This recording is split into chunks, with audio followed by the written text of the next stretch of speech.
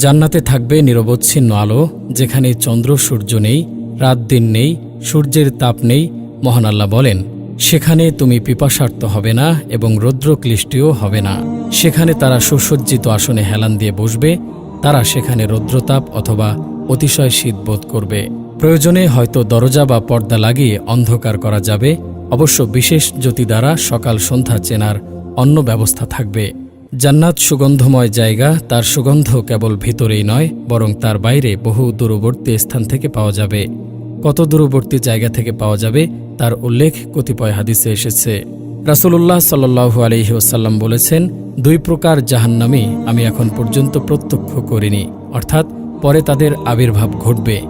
এক সম্প্রদায় যাদের কাছে গরুর লেজের মতো চাবুক থাকবে, যা দিয়ে তারা জনগণকে প্রহার করবে। 2, এক শ্রেণীর মহিলা যারা এমন নগ্ন পোশাক পরবে যে বাস্তবে উলঙ্গ থাকবে, পরপুরুষকে নিজেদের প্রতি আকর্ষণ করবে ও নিজেরাও পরপুরুষের প্রতি আকৃষ্ট হবে। তাদের মাথা হবে উটের হেলে যাওয়া কুজের মতো। এ ধরনের মহিলারা জান্নাতে প্রবেশ করবে না এবং তার সুগন্ধও পাবে না। অথচ জান্নাতের সুগন্ধ এত এত দূরত্বের পথ থেকে পাওয়া যাবে। আল্লাহর রাসূল সাল্লাল্লাহু আলাইহি ওয়াসাল্লাম বলেন, যে ব্যক্তি পরের বাপকে নিজের বাপ বলে দাবি করে, সে ব্যক্তি জান্নাতের সুগন্ধিও পাবে না, অথচ তার সুগন্ধি 500 বছরের দূরবর্তী স্থান থেকেও পাওয়া যাবে। আহমদের এক বর্ণনায় আছে 70 বছরের দূরবর্তী স্থান থেকেও পাওয়া যাবে। আল্লাহর রাসূল সাল্লাল্লাহু আলাইহি ওয়াসাল্লাম বলেন, যে ব্যক্তি কোনো সন্ধি অথবা চুক্তিবদ্ধ জিম্মি মানুষকে হত্যা করবে, সে ব্যক্তি জান্নাতের সুবাসও পাবে না, অথচ তার সুবাস 40 বছরে অতিক্রম দূরবর্তী স্থান থেকেও পাওয়া যাবে। এক বর্ণনায় 70 ও 100 বছরে অতিক্রম দূরবর্তী স্থানের কথা আছে। জান্নাতে থাকবে নানান ধরনের খুশবু, কস্তুরী, জাফরান, কপুর ইত্যাদি। খুশবুর কথা মহান আল্লাহ বলেন, সুতরাং যদি সে নৈকট্যপ্রাপ্তদের একজন হয়, তাহলে তার জন্য রয়েছে আরাম, খুশবু ও সুখময় বেহেশত। মহানবী সাল্লাল্লাহু আলাইহি ওয়াসাল্লাম বলেন, জান্নাতের সর্বশ্রেষ্ঠ খুশবু হল মেহেন্দি ফুল। জান্নাতীরা জান্নাতে বড় বড় অট্টালিকায় বসবাস করবে। তা হবে একাধিক কক্ষ বিশিষ্ট ও বহুতল। তা হবে সুখের বাসা ও সৌন্দর্যময়। মহান আল্লাহ বলেন, আল্লাহ বিশ্বাসী পুরুষ ও বিশ্বাসী নারীদেরকে এমন উদ্যানসমূহের প্রতিশ্রুতি দিয়ে রেখেছেন, যেগুলোর নিম্নদেশে বইতে থাকবে নদীমালা, সেখানে তারা অনন্তকাল থাকবে। আরও প্রতিশ্রুতি দিয়েছেন চিরস্থায়ী উদ্যানসমূহে জান্নাতের আদনে পবিত্র বাসস্থানসমূহের। আর আল্লাহর সন্তুষ্টি হচ্ছে সর্বাপেক্ষা বড় নিয়ামত। এটাই হচ্ছে অতি বড় সফলতা। তোমাদের ধন সম্পদ ও সন্তান সন্ততি আমার নৈকট্য লাভের সহায়ক হবে না, তবে নৈকট্য লাভ করবে তারাই যারা বিশ্বাস করে ও সৎকাজ করে, এবং তারা তাদের কাজের জন্য পাবে বহুগুণ পুরস্কার। আর তারা কক্ষসমূহে নিরাপদে বসবাস করবে। তাদেরকে ধৈর্যাবলম্বনের প্রতিদানস্বরূপ বেহেশতের কক্ষ দেয়া হবে এবং তাদেরকে সেখানে অভিবাদন ও সালাম সহকারে অভ্যর্থনা জানানো হবে। তবে যারা তাদের প্রতিপালককে ভয় করে, তাদের জন্য বহুতল বিশিষ্ট নির্মিত প্রাসাদ রয়েছে, যার নিম্নদেশে নদীমালা প্রবাহিত। এটি আল্লাহর প্রতিশ্রুতি। আল্লাহ প্রতিশ্রুতি ভঙ্গ করেন না। জান্নাতে এমন কক্ষ থাকবে যা স্বচ্ছ স্ফটিক নির্মিত। মহানবী সাল্লাল্লাহু আলাইহি ওয়াসাল্লাম বলেন, জান্নাতের মধ্যে এমন কক্ষ আছে যার বাহিরের অংশ ভিতর থেকে এবং ভিতরের অংশ বাহির থেকে দেখা যাবে। তা শুনে আবু মালেক আশআরী রাদিয়াল্লাহু আনহু বললেন, সে কক্ষ কার জন্য হবে, হে আল্লাহর রাসূল? তিনি বললেন, যে ব্যক্তি উত্তম কথা বলে, অন্নদান করে ও লোকেরা যখন ঘুমিয়ে থাকে তখন নামাজে রত হয়, তার জন্য। জান্নাতে রয়েছে বড় বড় তাঁবু। জান্নাতীরা সস্ত্রীক সেই তাঁবুতে বাস করবে। মহান আল্লাহ বলেন, তারা তাঁবুতে সুরক্ষিত হোর। মহানবী সাল্লাল্লাহু আলাইহি ওয়াসাল্লাম বলেছেন, নিশ্চয় জান্নাতে মুমিনদের জন্য একটি শূন্যগর্ভ মতির তাঁবু থাকবে, যার দৈর্ঘ্য হবে 60 মাইল।